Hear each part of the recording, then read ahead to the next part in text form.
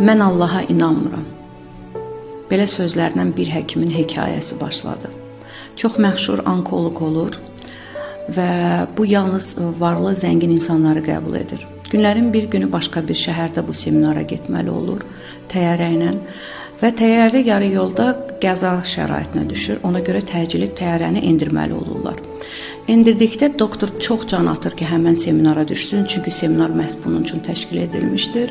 Maşın kirayalayır və maşın da yolda ildırım çaxır deyən yolunu azır və çalışır, maşın palçığa düşür, çalışır maşını çıxartsın oradan, bu anda telefonu yerdən düşür və çox gileylənir, hər şey nifrət edir, ətrafda bir evi görür. Düşünür ki, zəng eləsin, heç olmasa desin ki, gələ bilmir. Qapını döyür, qapını bir xanım açır və xanıma deyir ki, telefonunuz varmı, mən zəng etməliyəm. Xanım deyir, ildırımda telefonlarımız işləmir. Ona görə gəlin keçin içəri, qurulanın, sonra gedərsiniz. Çayını verir və deyir, mən gedirəm dua etməyə. Dua etmək istəyirsinizmi? Bu anda deyir ki, nə dua? Dua nədir? Görmürsən başıma nə işlər gəlib? Xanım heç nə demir, gedir sakitcənə duasını edir və geri qayıdır. Qaydanda doktor ona sual verir. Nə oldu? Kimə dua edirdin? Keçir duaların.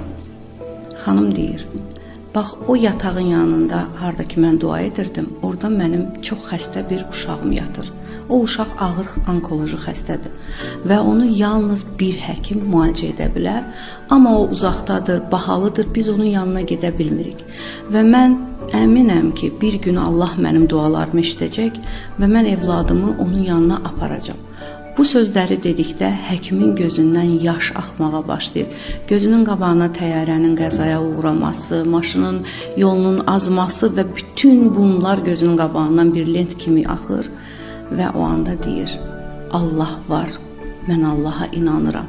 Allah özü hər şey etdi ki, mən sənin yanına gəlim. Sənin duaların məni sənin evladının ayağına gətirdi.